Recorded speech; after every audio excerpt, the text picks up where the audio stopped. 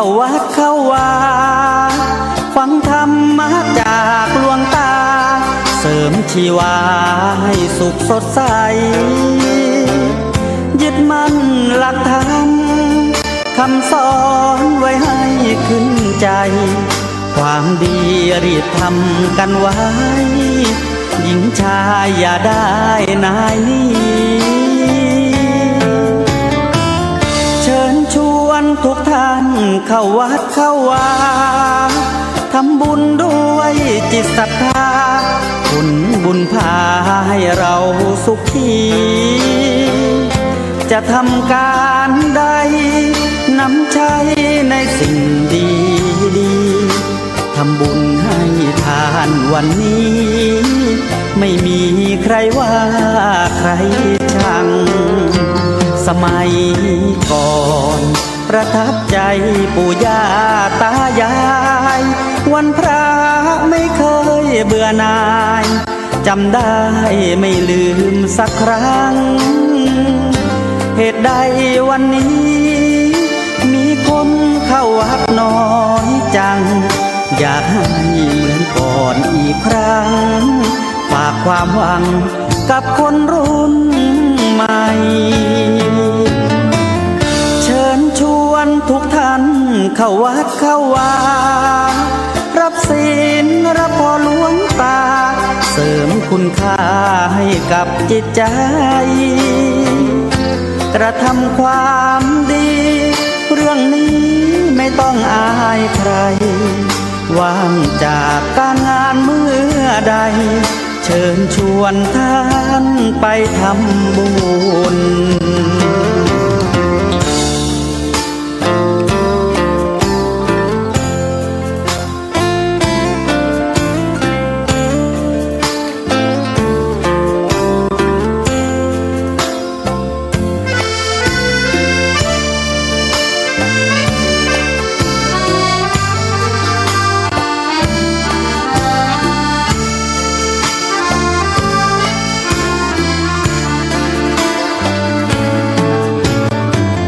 เชิญชวนทุกท่านเข้าวัดเข้าวารับศีลรับพรหลวงตาเสริมคุณค่าให้กับจิตใจกระทำความดีเรื่องนี้ไม่ต้องอายใครว่างจากการงานเมื่อใด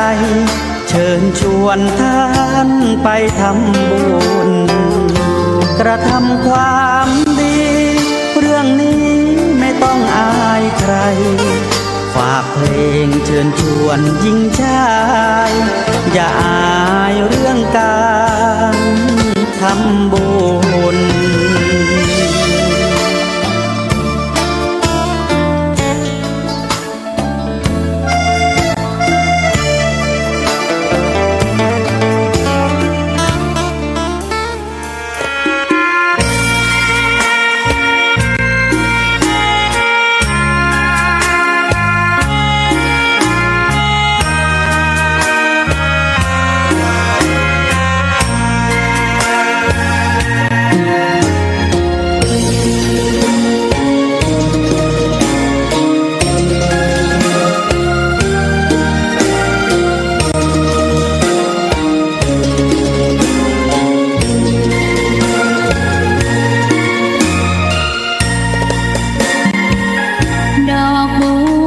ดอกหนึ่ง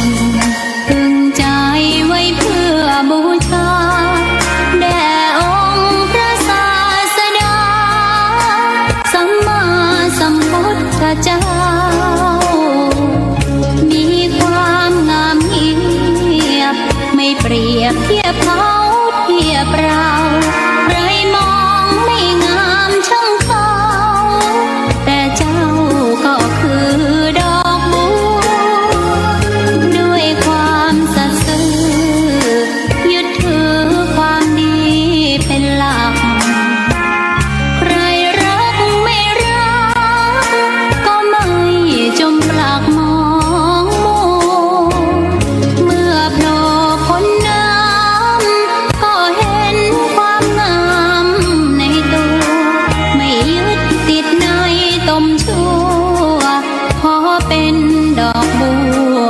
อกดี ใครไม่มองว่าบัวงามเด่น แต่บัวก็เป็นดอกบัวทุกวันอย่างนี้ ไม่อยากเด่นดัง แต่มุ่งหวังในทางเด่นดี เกิดมาเพื่อสร้างบารมี ถวายชีพนี้บูชา ดอกบัว อ้าวพักยกไปสถาเป็นตามคาดแท้เนาะ คาดว่าท่านอาจารย์จะบันได้เข้า เพราะว่าช่วงนี้เปิ่นติดสอนนักศึกษาที่วิทยาลัยสงฆ์นครลำปาง พอช่วงพัก ช่วงพักเบรกก็ได้ติดต่อไปเช็คดูในเฟซในไลน์เปิ่นขอแจ้งมาว่าตอน 16 ถึง 17 นาฬิกาผมเข้ารายการบันไดเนอะอาจารย์สมชาติจัดแดนครับนะก็ตามนั้นนะศรัทธาญาติโยมได้อยู่ด้วยกันต่ออีก1 ชั่วโมงเอาละต่อตะกี้กันแล้วกันนะมีหลายคนว่าท่านได้เป็นถึงพระอรหันต์ทำไมกับแขกการที่อันจะได้บวชเป็นพระทำไมถึงยากแล้วก็ทำไมถึงได้ถูกวัวควิดนะศรัทธาอันนี้ก็มีติมาติไปเหมือนกันเนอะที่ถูกวัวควิดนี่นะเปิดในอัตถกถาที่เปิดอธิบายว่าคณะที่ท่านตัดสรู้หรือว่าหูธรรมแล้วนั้นนะหูธรรมแล้วนั้นดังยังคำสอนของพระพุทธเจ้าตัดโดยย่อๆหันก็ซักว่าหันได้ยินก็ซักได้ว่าได้ยินหูแจ้งก็ซักว่าหูแจ้งถ้าท่านได้เป็นอย่างนี้ตั้งใจไว้เป็นอย่างนี้ได้นะก็ท่านก็ได้จะได้หันธรรมที่เฮาแสดงนี้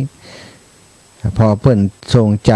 ไปตามธรรมนั้นเปิ้นก็ได้หันแจ้งจริงๆศรัทธาญาติโยมข้อนี้เปิ้นก็อธิบายว่าเมื่ออารมณ์เกิดขึ้นก็ซักว่าแต่ว่าเกิดรูปเสียงกลิ่นรสโผฏฐัพพะตาหันรูปก็ซักแต่ว่ารูปหูฟังเสียงหูได้ยินเสียงก็ซักแต่ว่าได้ยินบ่เข้าไปยึดถือในอารมณ์นั้นๆบ่ว่าจะทุกครั้งแล้วท่านเข้าใจรู้แจ้งแทงตลอดในธรรมที่พระพุทธเจ้าทรงแสดงก็ได้มีดวงตาหันธรรมในขณะนั้นนั่นเองได้บรรลุเป็นพระอรหันต์เมื่อบรรลุเป็นพระอรหันต์แล้วจะทรงตัวอยู่ในเพศคฤหัสถ์บ่ได้แล้วสถาท่านก็จึงได้ขอบรรพชาอุปสมบทในพระพุทธเจ้าโดยปกติพระพุทธเจ้าก็บอกว่าเธอจงเป็นภิกษุมาเถิดแต่ว่าในกรณีนี้พระองค์บัดตัดแบบนั้นเนื่องจากว่าดูแล้วตรวจดูโดยพระญาณของพระองค์แล้วหันว่าพระพาหิยะนี้พาหิยะเปิ้นบ่มีวาสนาที่จะได้นุ่งห่มจีวรแล้วก็ท่านนี้ในอดีตชาติบ่เคยถวายบาตรจีวรแก่พระสงฆ์องค์สังฆเจ้าเลยนี่สถาบ่มีกุศลที่สร้างไว้มาก่อนพระพุทธองค์ทรงตรวจดูให้หู้อย่างนั้นแล้วก็จึงได้บอกว่าถ้าอย่างนั้นเธอจงไปหาผ้ามาทำจีวรไปหาบาตรมาก่อนแล้วก็มาหาพระองค์รู้ดีว่าถ้าไปหาบาตรจีวรนั้นจะเป็นมีอย่างเกิดขึ้นซะชีวิตท่านตอนนี้บรรลุอรหันต์แล้วเนาะบ่มีอย่างที่จะต้องอะไรอีกแล้วไปคณะที่แสวงหาบาตรจีวรนั้นก็ปรากฏว่ามีงัวแม่ลูกอ่อนตัวหนึ่งวิ่งมาจากทางใดบ่ฮู้ซะวิ่งมาแล้วก็ควิดเข้าไปที่ตัวของท่าน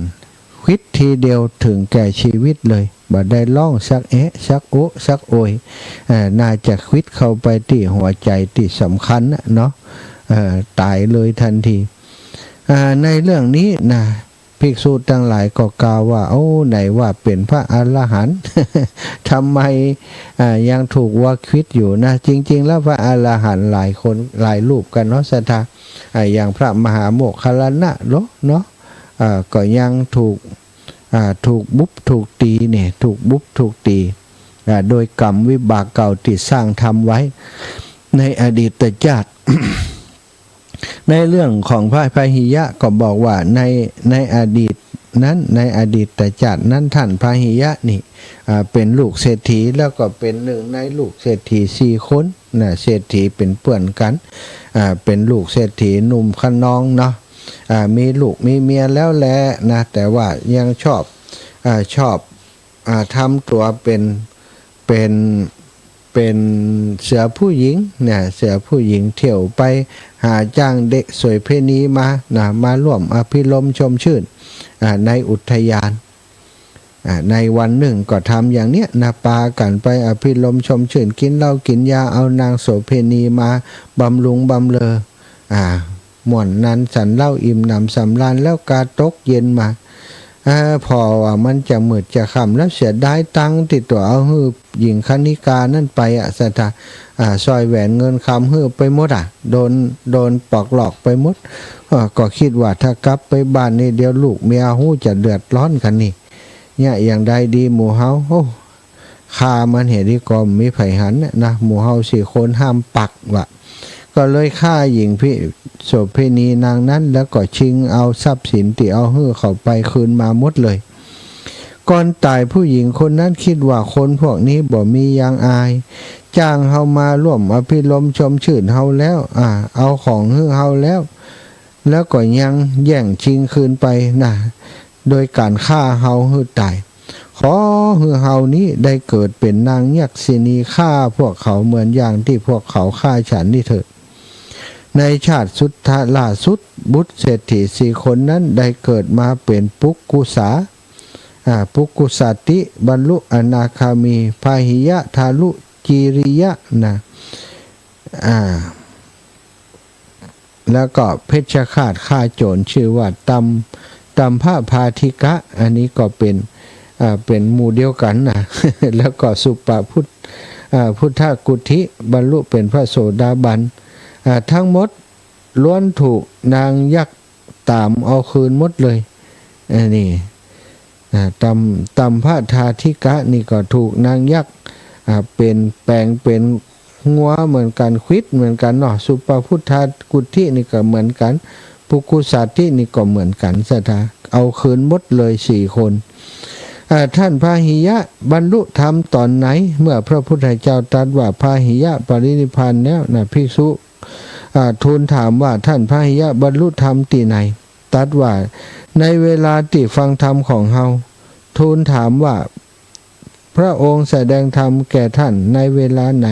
ตรัสว่าเวลากำลังบิณฑบาตกำลังยืนอยู่ระหว่างถนนนั่นเองทูลถามว่าธรรมที่พระองค์ยืนตรัสในระหว่างถนนนั้นมีประมาณน้อยพาหิยะทำคุณวิเศษให้เกิดขึ้นด้วยเหตุเพียงเท่านั้นใดอย่างใดพระองค์ก็ตรัสว่าภิกษุทั้งหลายเธออย่าประมาณธรรมของเฮาว่ามีน้อยหรือมากแม้คาถาตั้งหลายพันแต่บัพประกอบด้วยประโยชน์บัพประเสริฐเลยส่วนคาถาแม้แต่บทเดียวซึ่งประกอบด้วยประโยชน์ยังประเสริฐกว่าอันนี้เป็นวิสัยของพระพุทธเจ้าที่ภิกษุทั้งหลายบ่พึงจะหู้ได้เพราะพระองค์หู้วาลจิตของแต่ละคนว่าอู้มากน้อยแค่ไหน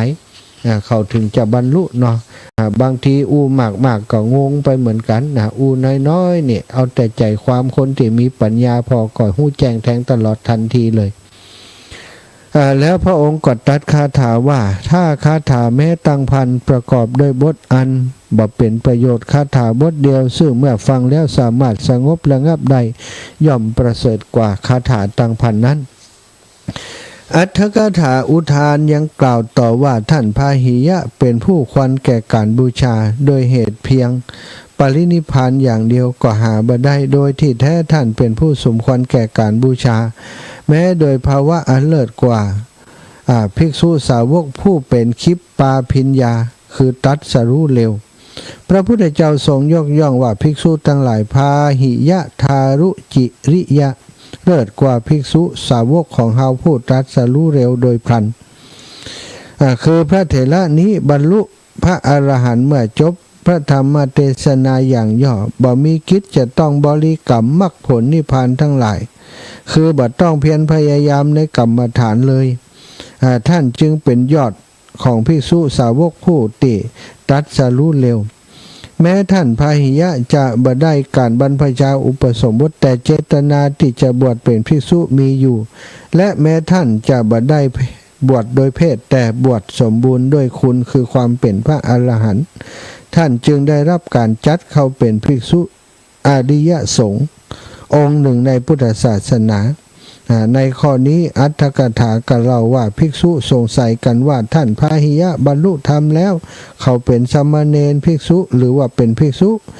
พระองค์ก็ตรัสว่าภิกษุทั้งหลายพาหิยะทารุจิริยะดำรงอยู่ในอรหันต์เขาเป็นภิกษุในศาสนานี้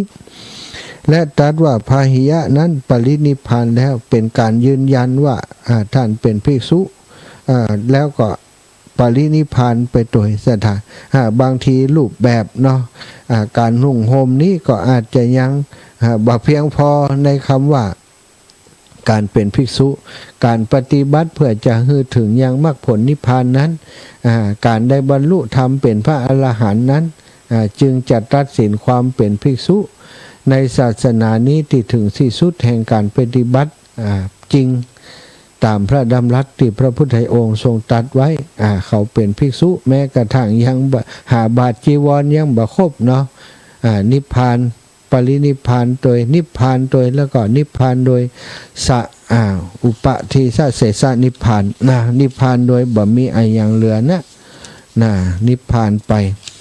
นี่ก็จบลงไปสถาอันนี้ก็เริ่มต้นเพียงอยากจะบอกว่าโอ้ท่านเริ่มต้นปฏิบัติตั้งแ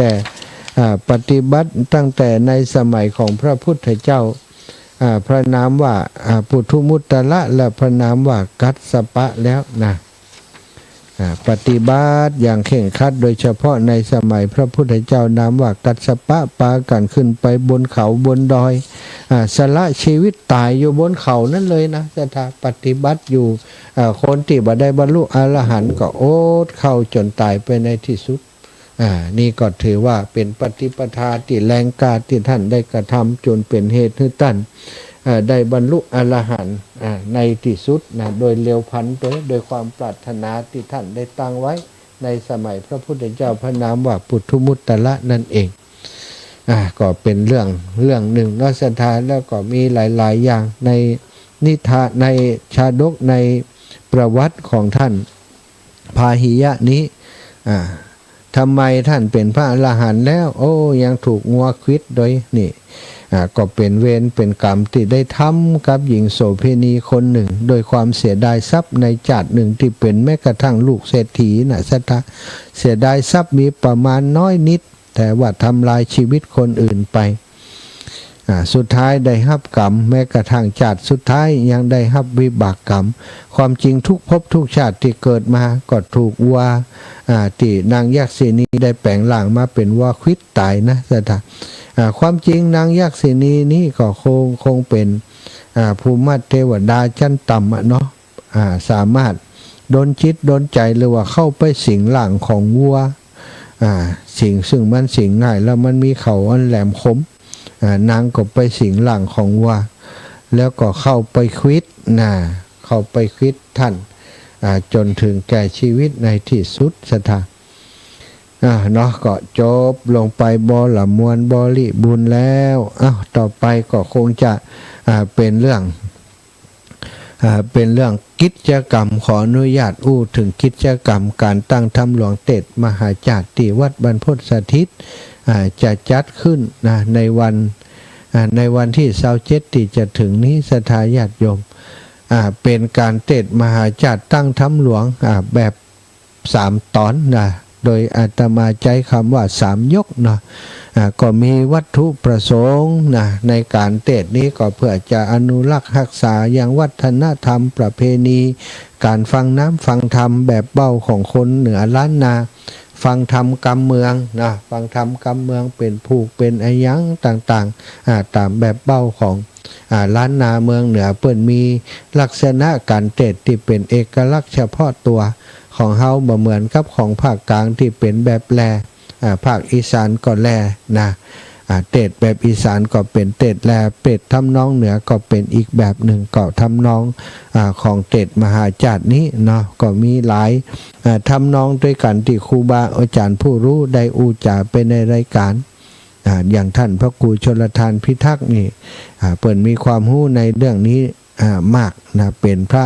มหาเถระที่เป็นที่ปรึกษาของโครงการนี้ตัวท่านก็ทรงคำอธิบายเรื่องของการตั้งถ้ำหลวงเตดมหาจาตุมาให้กับอาตมาก็ได้ศึกษาจากท่านได้ความรู้ของการตั้งถ้ำหลวงเตดมหาจาตุหลายอย่างอยู่การตั้งถ้ำหลวงอานิสงส์เนาะสถานอานิสงส์ของการตั้งถ้ำหลวงการเทศมหาชาติเทศมหาชาติมหาชาติขอดูหน่อย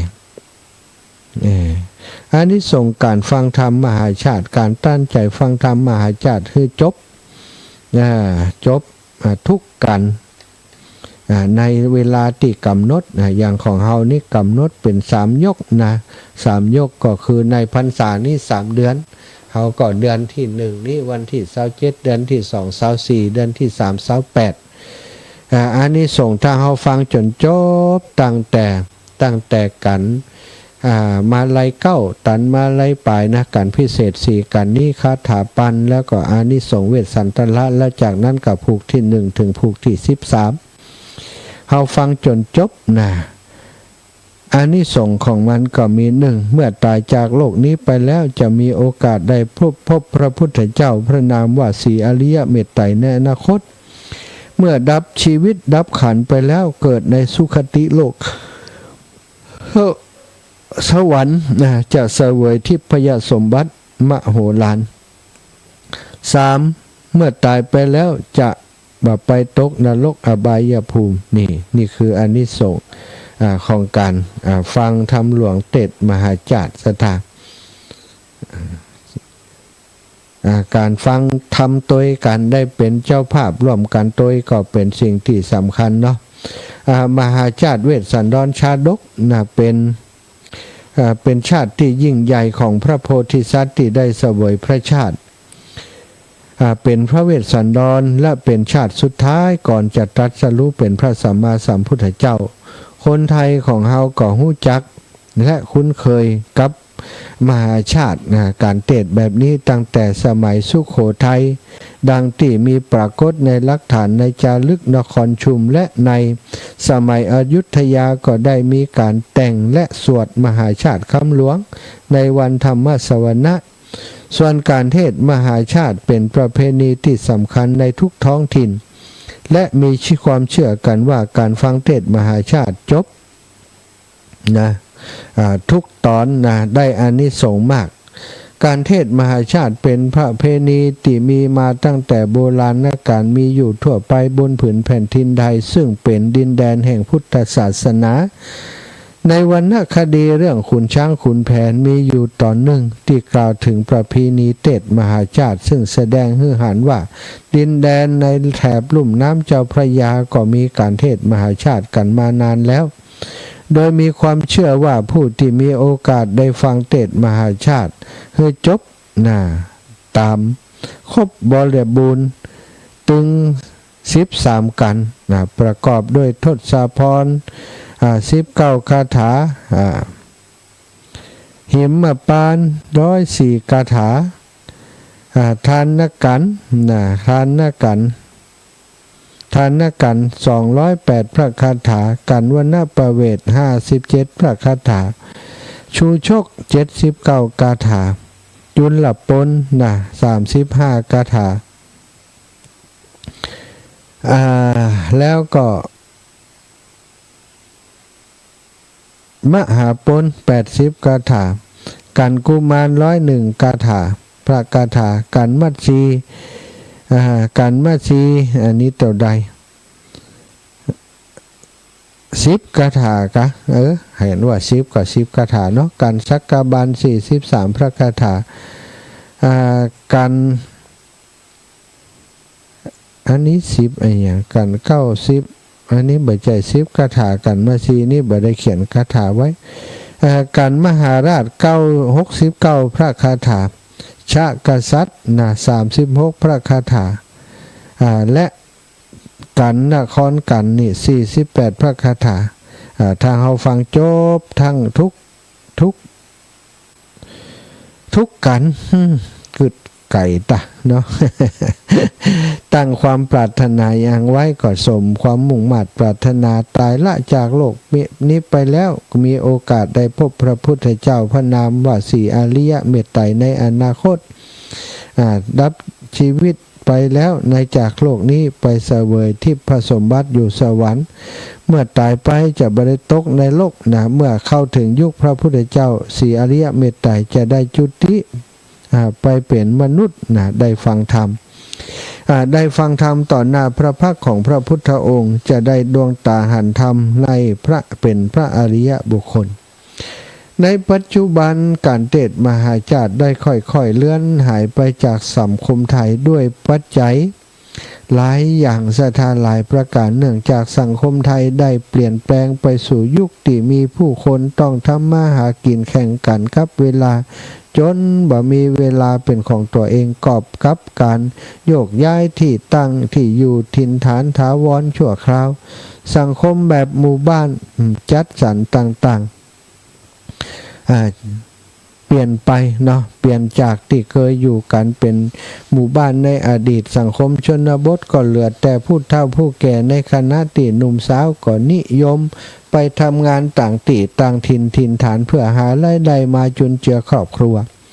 จะมีเหลือสักกี่คนที่พอจะมีโอกาสได้ฟังเทศน์มหาชาติอีกทั้งค่านิยมก็เปลี่ยนแปลงไปตามยุคตามสมัยโดยเหตุผลดังที่กล่าวมาทำให้ประเพณีการเทศน์มหาชาติค่อยจางหายไปจากสังคมไทย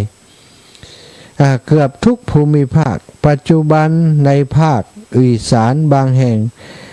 อาจจะยังพอมีเหลือหือหันแล้วก็ได้ฟังการเทศน์มหาชาติอยู่พ่องเช่นงานบุญ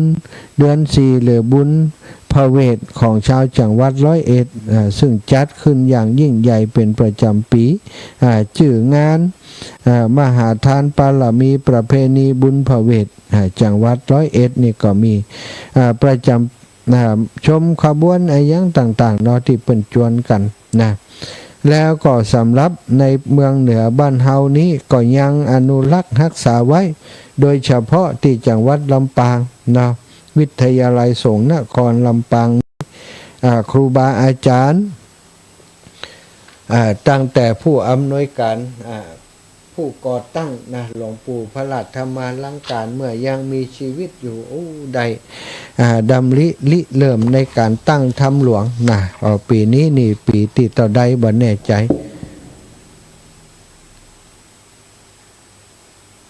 ได้ดำริเริ่มการตั้งธรรมหลวงมาอย่างต่อเนื่องเป็นเวลาเมินนานเนาะสถาปัจจุบันนี้ก็ยังมีการตั้งธรรมหลวงอยู่ที่วิทยาลัยสงฆ์นครลำปางนะศรัทธาอีปออีแม่ทั้งหลายก็คงจะเคยได้มาฟังเนาะที่วิทยาลัยสงฆ์นครลำปางรู้สึกว่าจะมีไผมาหาขออนุญาตคำเด้อศรัทธาแป๊บเดียว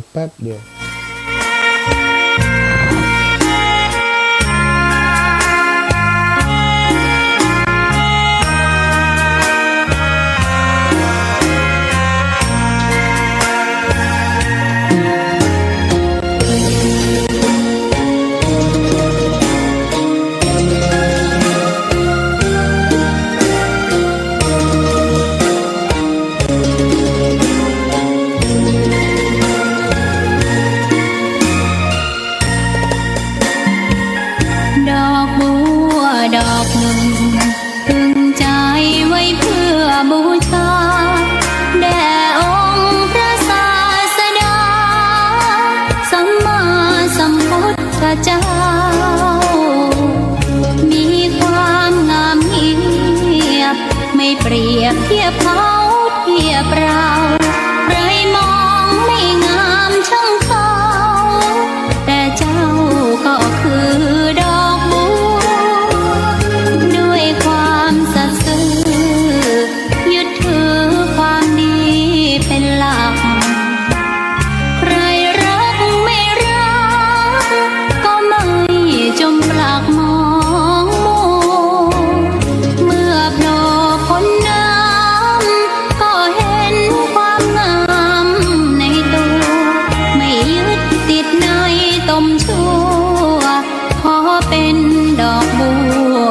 อกดี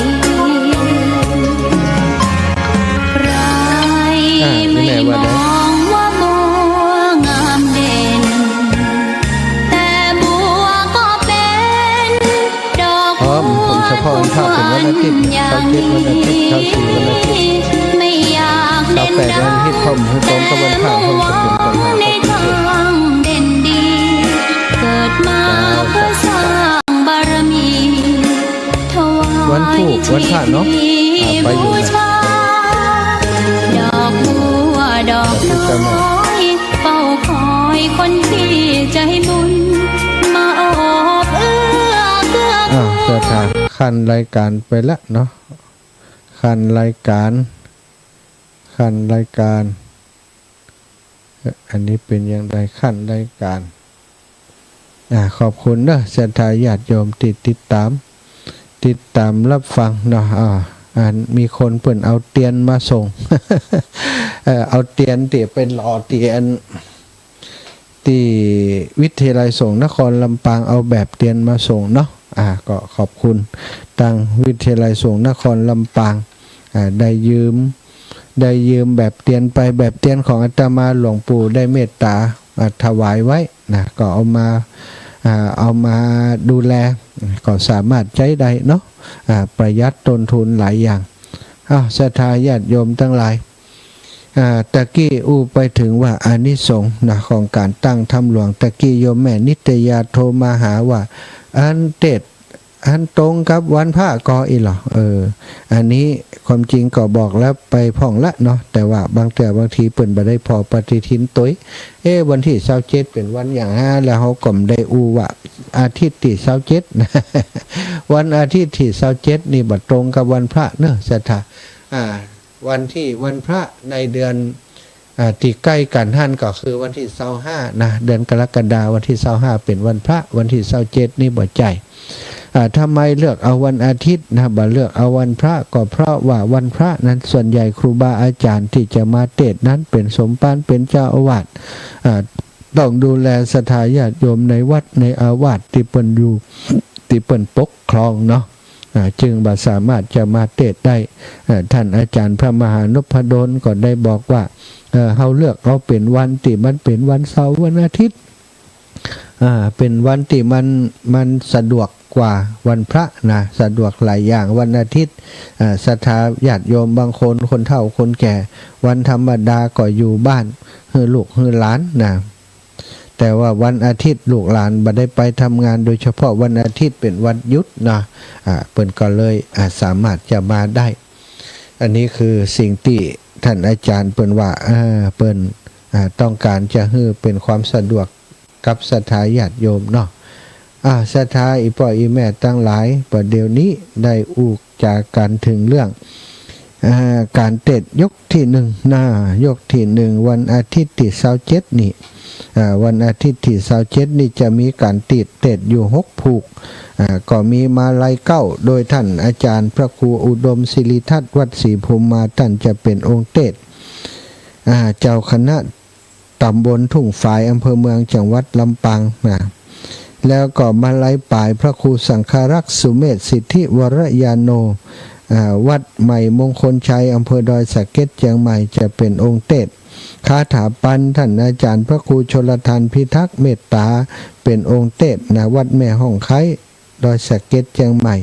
อานิสงส์เวสสันตละหลวงปู่พระครูปฏิภาณธรรมทินวัดม่อนจอมพอ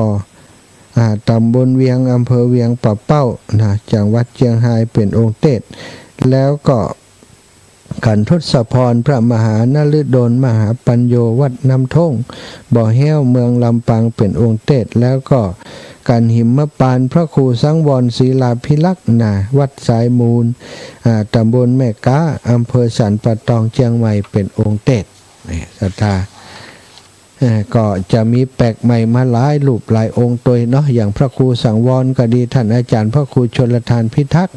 ก็เทศในรายการของคลื่นสีขาวของเฮานี่ตัวมาเทศใน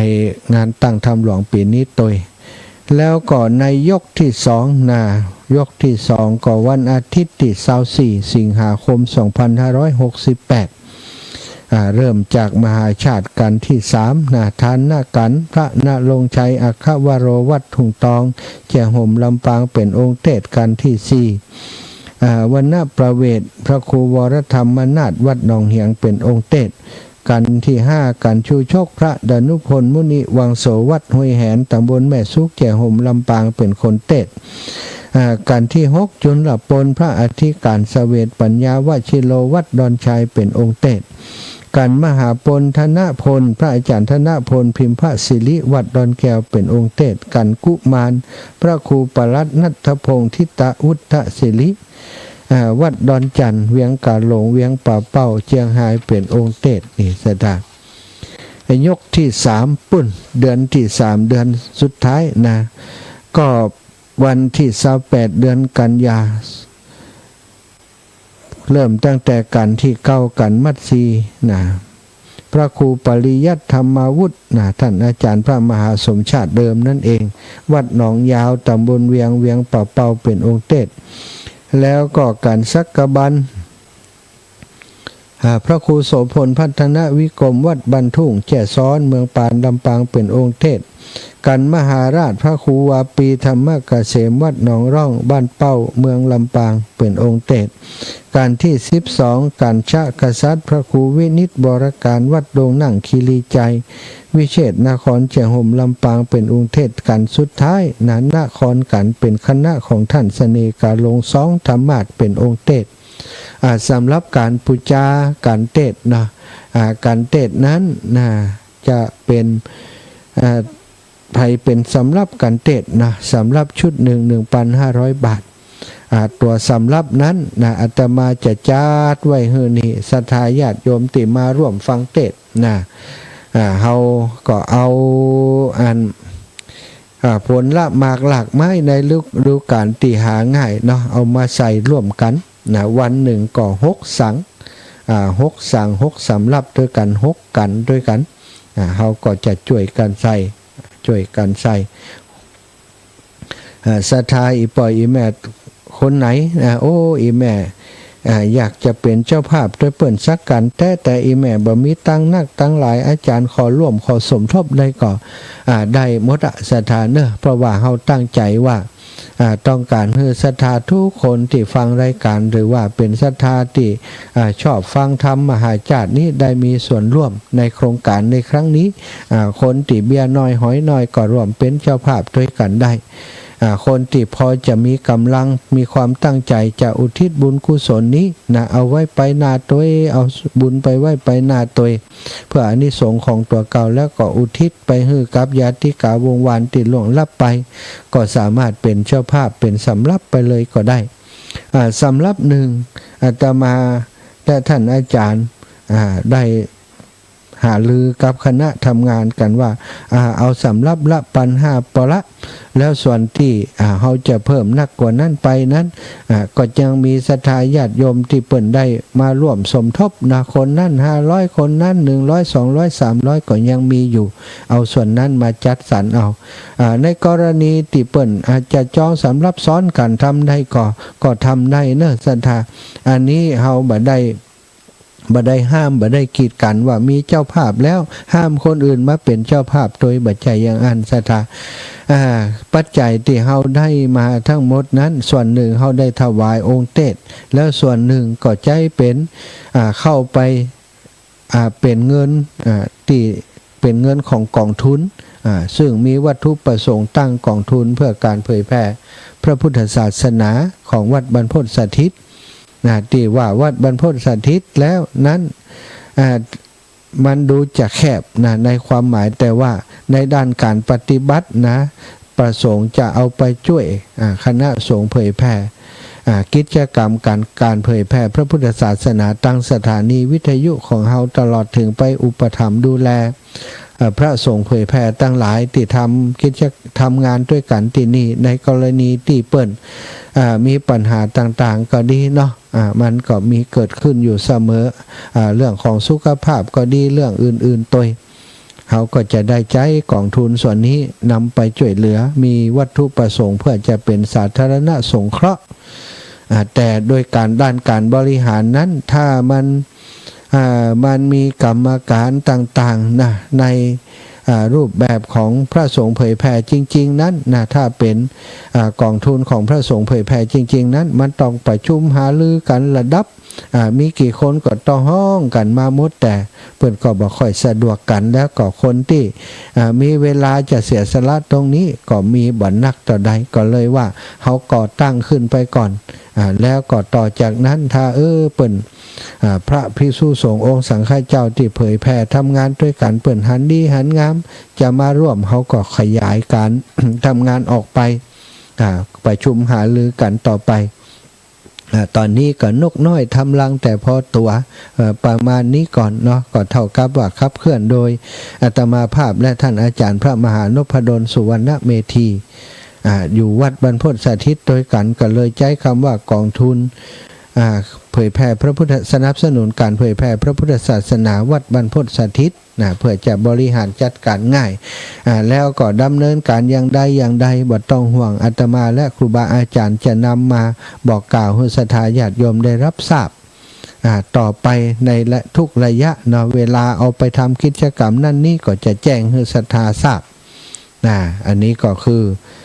ที่มาที่ไปก่อนการตั้งธรรมหลวงเตดมหาจารย์ที่วัดบรรพตสถิตเนอะแล้วก็มีคนถามมาอยู่แหมว่าโอ้ท่านอาจารย์อีแม่เกิดปีนี้จะปูจากันได้ดีฮะเนาะการปูจาการเทศมหาจารย์เวสสันดรชาตกตามปีเกิดเป็นประเพณีที่นิยมต่างภาคเหนือของประเทศไทยโดยเชื่อว่าการบูชาการเทศตามปีเกิดจะเสริมความเป็นสิริมงคลให้เพิ่มนักขึ้นนะศรัทธาเหมือนกับไหว้การที่เขาไปไหว้เจดีย์ปีเกิดนั้นเนาะและการบูชานะก็มีว่าถ้าคนเกิดปีชวดก็บูชากันทศพรคนเกิดปีฉลูวากันบูชากันหิมพานต์คนเกิดปีขานเสือก็บูชากันคนเกิดปีเถาะกระต่ายบูชากันวันณประเวทคนเกิดปีมะโรงงูใหญ่ปูจากันชูชกคนเกิดปีมะเสงงูเล็กปูจากันจุนหละปนคนเกิดปีมะเมียปีมะปูจากันมหาปนคนเกิดปีมะแม่ปีแปะปูจากันกุมารคนเกิดปีวอกลิงปูจากันมัดสีคนเกิดปีละกาไก่ปูจากันสักกะบาลคนเกิดปีจอมาปูจากันมหาราชคนเกิดปีกุลหมูกันชะกษัตริย์คนเกิดแล้วก็กันสุดท้ายกันที่13รวมปีเกิดทุกปีนะนครกันอันนี้แจ้งให้ศรัทธาได้รับทราบนะเอาละศรัทธาอูจากกันมาก็พอสมควรแก่เวลาจะแบ่งปันเวลาให้ศรัทธาที่ฟังรายการจะสอบถามอายังโทรเข้ามาได้เนอะ08088444173 โทรมามาสอบถามแสดงความคิดเห็นมามาจากันได้ให้กำลังใจก็ได้เนอะฟังอยู่เนอะท่านอาจารย์เป็นกำลังใจนะอีกก็ได้เนาะแต่ว่าถ้าโทรมาบอกบ่จาก็ไม่ได้เนอะ โทรมาบ่ได้บ่ฮู้จะหยังอีกนะต้องฮู้ว่าจะหยังก่อนแล้วก็โทร0808844173พี่น้องเชียงใหม่นี่ได้ฟังก็จ้าฟังกันอยู่ก็จ้าพี่น้องเชียงใหม่นี่มีไฟฟังของกะว่ามีไฟฟังเลยดับปิงถ้ามีไฟฟังก็มีคนโทรนะเนาะถ้ามีคนโทรแสดงว่ามีคนฟังเนอะหรือว่าจะมาท่านอาจารย์เปิ่นเตกตั้งธรรมหลวงมหาจารย์อีแม่ขอร่วมด้วยชิมเตออีแม่จะไปอีกก็ได้เนอะ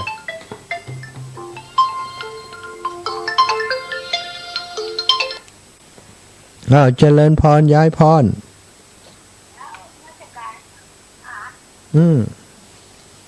ว่าสันได้ได้ยินดีก็ฮะจะเจ้ามาแล้วกะ2 รอบกะเจ้าสาธุเนอะแม่เนอะแม่สมใจปีบ้านใหม่สมใจปีบ้านใหม่แม่ฟังอยู่เจ้าแม่ปอหอมนี่ไปขายตั้งใดวันผูกแม่ไปผสมข้าวจีนมันปาตันมันลูก อ๋อดีแล้วดีแล้ว แล้วก็ที่ว่ากันนั่นที่ว่าปีสลูนะแม่นะพาแม่กับแก้วไปปักคืนเด้อ เจ้า กับแก้วบ่ไปเล่นดนตรี เจ้าเจ้าเจ้า คนจวนนี่แม่ว่าเขาไปเดือนที่2คนเดือนสิงหาคมเลยอ่ะ เจ้า เขาไปบ้านได้กำหู เจ้า แม่พาแม่กับแก้วไปปักให้แม่ เจ้า 100นึงเนาะ สาธุเด้อ เจ้าสาธุเจ้า สาธุ แม่พอหอมอยู่ บุญรักษาเด้อเลขที่ไม่ได้รับสายเดี๋ยวก่อนเด้อแม่ละมุนแม่ละมุนแม่ละมุนเดี๋ยวก่อน แม่ละมุนตะกี้แม่โทรมา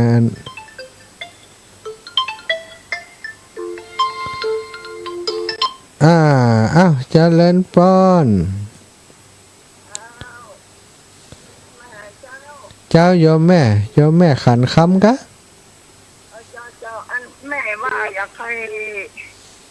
จะได้ร่วมทำบุญที่การแม่เกิดปีฉลูเจ้า จะรู้ว่าเนาะ เจ้า200เจ้า 200เนาะแม่เกิดปีชะรู้ว่า200แม่ ถ้าลูกสาวมาก็ยืมโอนไปคืนนะเจ้า เจ้าแม่ขันคำ เจ้าฟังอยู่เป็นประจำนะเจ้า อ๋อ แต่ไม่ได้โทรก็ได้ เจ้าโยมแม่ เจ้า สาธุค่ะสาธุเจ้าบุญรักษาอีแม่เนอะเจ้าถวายความเคารพครับตุลุง อาจารย์เก่งเลยไปออกช่องสีขาวอะ ครับ ผมหมุนเป็นทางซ้ายพิยุอ่ะ ครับผม ไปออกวัดของวัดนั้นอาจารย์อะไรนะที่ว่าสีขาวอ่ะ วัดนั้นนึงวัดพระบาท400หรือเปล่าอาจารย์ ว่าไม่แน่ใจปั๊บ มันมีอีกคลื่นหนึ่งนะวัดพระบาท400ก็รับ แล้วเนี่ยที่ผมเคยเจอกัน ใช่พระบาท400เดี๋ยววัดไม่ใช่พระบาท400วัดไอ้นั้นฮะวัดหนองกายครับอาจารย์วัดหนองกายครับ วัดหนองกาย มาตรการครับ สาธุครับเจริญปอนโยมแม่ แก้วกาดโปร่งสาธุครับแล้วเจ้าหับก็มามีซ้ำเดี๋ยวเข้าใจแล้วกันเข้าใจคนนั่นบวยแล้ว เจ้าไอ้เนี่ย2-3 ชั่วโมงกันไหมวันนี้ท่านอาจารย์พระครูศิริเพิ่นสอนหนังสืออยู่โอ้ยเนี่ยที่มออกซึ่งจะท้าฟังอยู่สักนี่หรอกไปอันนี้ติ๊กเปิดงานรักเปิดหรออันนี้งานร้องงานเสริมงานได้ตังค์ก็ฟังอยู่เนี่ยก็รอฟังเนี่ยเจ้าเดี๋ยวถ้าเปิดว่างก่อนจะเข้าเนาะนั่นแหละเจ้ามื้อละแม่เป็นกำลังใจเด้อเด้อสาธุเจ้า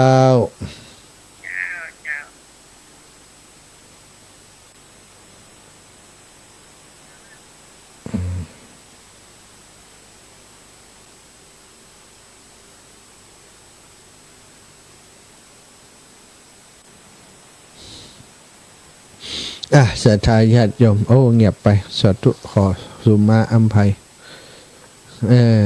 ถ้าโทรทางไลน์มันบ่ค่อยมันถ้าเปิดโทรศัพท์มามันจะบ่ได้ยินมันจะตัดไปเห็นเนอะถ้าโทรก็โทรทางโทรศัพท์ศรัทธาครับเลยเจริญพรแม่เจริญพรโยมแม่ครับปิดวิธีเช้าปิดแม่มีไอ้เปิ้งหนูเนอะแม่เปิ้งหนูปีหนูเนาะปีเสือปีแปะหนูปีเสือปีแปะหนูเสือแปะละกันละ500 บาทหนูเสือแปะกันละ500เนาะแล้วก็ไก่เจ้า500ไก่ที่4กรัมเจ้ากันละ500 บาทได้แม่จะโอนไปทางใดเด้เดี๋ยวก่อนเดี๋ยวจะไปอยู่เดี๋ยวจะไปเชียงใหม่อยู่เจ้าวันที่27จะมีโอกาสได้ไปธุระเชียงใหม่เจ้าแม่ จ้า สาธุจ้า จ้าสาธุค่ะ อ้าวศรัทธาญาติโยมถ้าโทรมาขออนุญาตขอความกรุณาปิดวิทยุตัว มันจะบ่ได้ยินเสียงดีวงเวงเนาะขอบคุณศรัทธาญาติโยมแม่ย่าละมุนนะละมุนละไมแม่ละมุนอยู่ปูนสันทรายทกสสันทรายหน้ามหาลัยแม่โจ้เนาะโยมแม่ละมุนได้ร่วมบุญมาเพื่อจะเป็นเจ้าภาพกันเตดมหาจัดหลายกันเลยนะสี่กันการของปีหนูปีเสือแปะแล้วก็ไก่หนักถ้าจะเอาลูกเข้ามาครบหมดอีแม่ห่วงลูกห่วงเต้าเนาะทำบุญก็อยากจะให้มีชื่อของลูกของเต้าติดกันมาดีแล้วศรัทธาญาติโยมเฮาทำบุญคนเดียวเฮาก็ได้บุญแต่คนเดียวถ้าทำบุญเพื่อลูกเพื่อเต้าด้วยกันไปก็ได้ถึงหมดถึงลูกถึงเต้าเกิดมาพบใดจัดได้เป็นพ่อเป็นแม่เป็นพี่เป็นน้องเป็นลูกเป็นเต้ากันต่อไปเนาะดูศรัทธาญาติโยมยังมีเวลาแหมกี่นาทีนะแหมประมาณ4 นาทีนะเอาไผจะโทรมาจบจากนี้มามักจะโทรมาหลังเตียนหมดเวลาไปแล้วนี่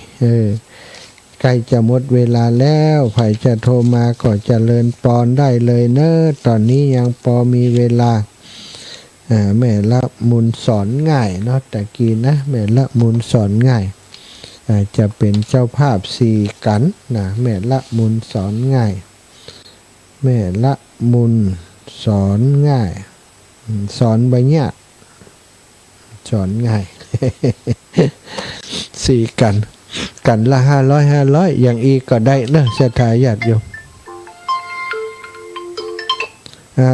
ว่ายังได้อีละเพิ่มเห็มกะอาจารย์เพิ่มเห็มกะตาเพิ่นว่าวันกันแรกปีของพระมหานฤดลนำโชคมันเป็นปีชวดเนาะปีชวดเนาะพระอาจารย์นะชวดเฉพาะน่ะประเดี๋ยวของน้องเนี่ยมารวมกับเปิ้นได้ก็ได้กะเป็นอย่างวะแหละเอามาเป็นกันนี่ได้ก็ตาว่าได้ปีชวดเจ้าปีชวดเสียบอกเอามารวมกับของงานของตาเนาะเอามารวมกับของปีชวดได้เจ้าปีชวดหนูของน้องกับตาได้กะปีชวดหนูเจ้าเปิ้นเป็นท่านมหาวัดน้ำท่งเนาะเจ้าพระอาจารย์แล้วประเดี๋ยวนี้น้องจะพร้อมคือลูกบ่าวกับลูกสาวกับปีวอกเดียวกันลูกสาวปีวอกแล้วก็ลูกบ่าวเป็นปีแปะเจ้าคนละร้อยเด้อพระอาจารย์เด้อได้เจ้าลอกส่งจื่อมาตั้งหลายเอาเด้อเจ้าสาธุนะล่ะนะสาธุเจ้าที่ตาจิตเดี๋ยวไปลงทานพร้อมอย่าสุดยอดชุดยอดคนใจถึงทศพรหิมพานต์เจ้าเนี่ยได้กันแหลกเลยน้องจำเนียนกันทาทองเนาะอาจารย์ณฤดลวัดน้ำทงจะเป็นองค์เทศณฤดลจะเป็นองค์เทศสถาเวลาหมดแล้วเนาะพอไปแล้วก็หมดจริงๆ 16:57 แล้วขอนำรายการจากลาไปด้วยเวลาเพียงเท่านี้ขอความสุขสัสดีจงมีแก่ศรัทธาสาธุชนทุกคนทุกท่านเนอะจัตตารโอธัมมาวัฏันติอายุวันโนสุขังพระลา